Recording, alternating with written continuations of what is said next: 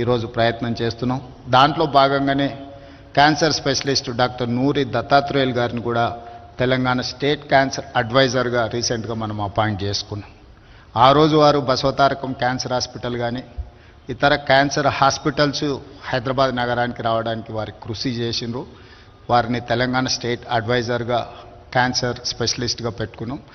Doctor Nageswara Reddy గారిని కూడా నేను ప్రభుత్వం తరఫున విజ్ఞప్తి చేస్తున్నా, తెలంగాణ రాష్ట్రం చేపట్టబోయే ఈ ప్రణాళికలో మీరు భాగస్వాములయ్యి ప్రజలకు అందుబాటులోకి వైద్యాన్ని, ఈరోజు ఎక్స్పెన్సివ్ థింగ్ ఏదైనా ఉందంటే మెడికల్ టు ట్రీట్మెంట్సే ఉన్నాయి.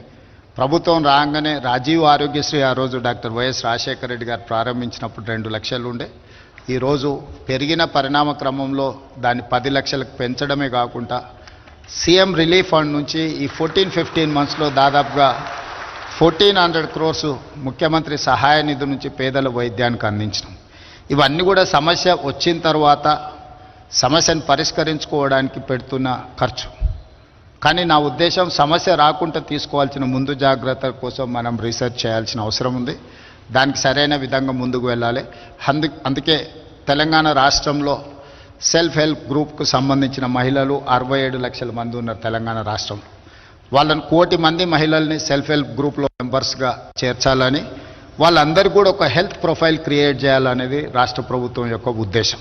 ప్రతి ఒక్కరికి ఒక ఇండివిజువల్గా ఒక ఐడి ఇచ్చి, ఒక గుర్తింపు కార్డు ఇచ్చి, ఒక యూనిక్ నెంబర్ ఇచ్చి వాళ్ళ హెల్త్ ప్రొఫైల్ బిల్డ్ చేయాలి.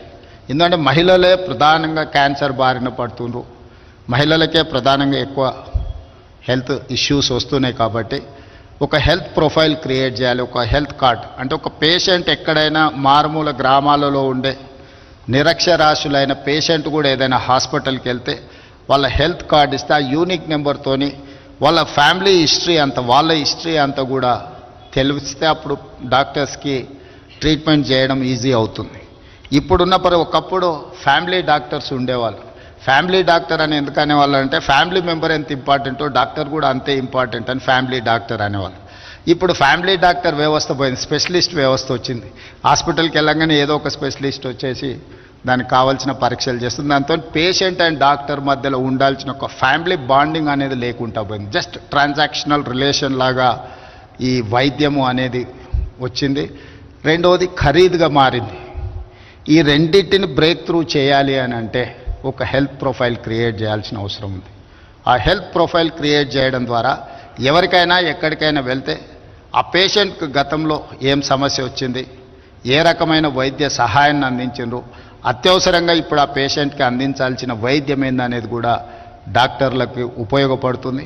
అదేవిధంగా ఇంతకుముందు మీరు చూపించిన జననీ మిత్ర ఏదైతే యాప్ ఉన్నదో నిజంగా పేదలకు బాగా ఉపయోగపడుతుంది. రాష్ట్ర ప్రభుత్వం ఆ జననీ మిత్ర యాప్ను వినియోగించుకోవడానికి మా ప్రభుత్వం తరఫున ఒక అధికారుల బృందాన్ని మీ దగ్గరకు పంపిస్తాను. వాళ్ళకి చెప్తే తప్పకుండా దాన్ని కూడా రాష్ట్ర ప్రభుత్వం వినియోగంలోకి తీసుకొస్తుంది. Subscribe us and press the bell icon for more interesting updates.